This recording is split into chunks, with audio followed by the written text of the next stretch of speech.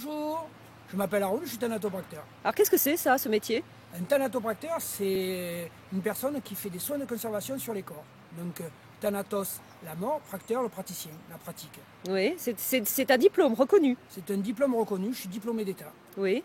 Et comment vous est venue cette idée? C'est depuis tout petit? Depuis tout petit, mais j'ai toujours un petit peu baigné avec le côté un petit peu de la mort, la curiosité, savoir comment devenaient les corps, et puis le côté esthétique, ça rejoint un petit peu l'art, c'est transformer le corps et pour que la famille puisse le reconnaître les derniers moments de leur mort, quoi, en fait, pour que les personnes, pour que les familles puissent se recueillir dignement sur le corps. On embaume beaucoup aujourd'hui encore? Alors, on ne dit pas un bon moment, on dit des soins de conservation.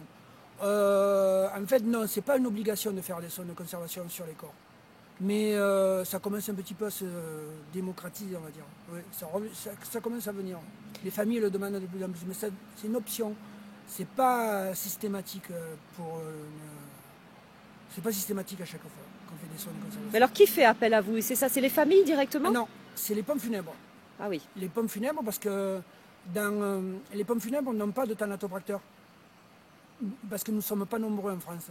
Donc le trois quarts du temps, ils ont des thanatopracteurs qu'ils emploient, mais c'est pas tout le temps. La plupart des pompes funèbres en France font appel à des thanatopracteurs indépendants, comme moi. Et vous restez combien de temps avec le cadavre?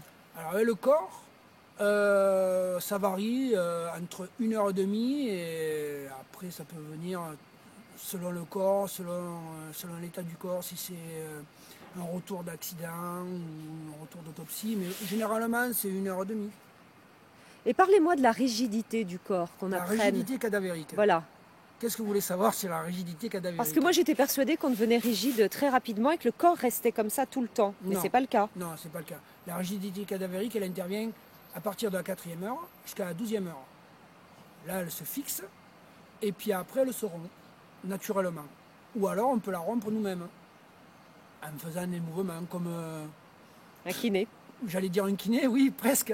Mais voilà, donc on rompt cette rigidité cadavérique.